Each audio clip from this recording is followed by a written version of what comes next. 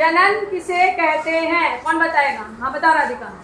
किसी भी जीवधारी का अपने जैसा जीव उत्पन्न करना ही जनन कहलाता है। किसी भी जीवधारी का अपने जैसे जीव उत्पन्न करना जनन है। जनन दो प्रकार का होता है, लैंगिक और अलैंगिक। देखिए अलैंगिक जनन में छोटे जीवों में ईस्ट में जो है वो जनन मुकुलन के द्वारा होता है।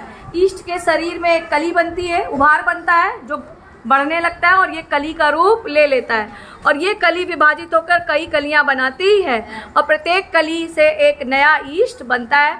ये अलैंगिक जनन की विधि है, इसे कहते हैं मुकुलन। दूसरा होता है खंडन।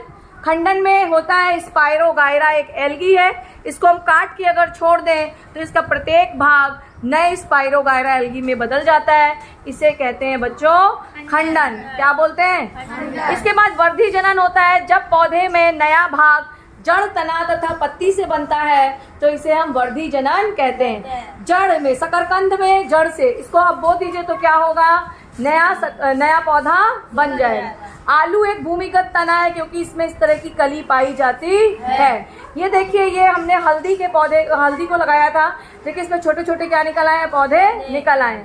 तो जब नया पौधा जड़, तना, पत्ती के बिना बने, जड़, तना तथा पत्ती से बने तो उसे हम क्या बोलते हैं? वर्धी जनन। ये देखिए प्याज बल्ब होता है, इसको आप बो देंगे तो नया पौधा बन जाएगा। और सबसे अच्छा है ये देखिए अजूबा, इसके पत्ती के मार्जिन पे देखिए ये छोटे छोटे क्या दिखाई दे रहे हैं? पेड़ दिखाई दे रहे हैं। आप इसके किसी भी पार्ट को अगर काट के बो देंगे तो नया पेड़ बन जाएगा। इसके बाद ये है आपका क्या? लैंगिक जनन। क्या है ये? लैंगिक जनन। लैंगिक जनन जो होता है वो पुष्प के द्वारा होता है। इसमें जो नर भाग होता है पुंकेसर होता है, मादा भाग स्त्री केसर। नर भाग में होता है पुतंतु और पराग कोश। पराग कोश के अंदर क्या होते हैं? परागण। स्त्री केसर जो होता है उसमें 3 भाग होते हैं, वर्तिका, वर्तिकाग्र और अंडाशय। अंडाशय के अंदर बीजांड, बीजांड के अंदर अंडाणु।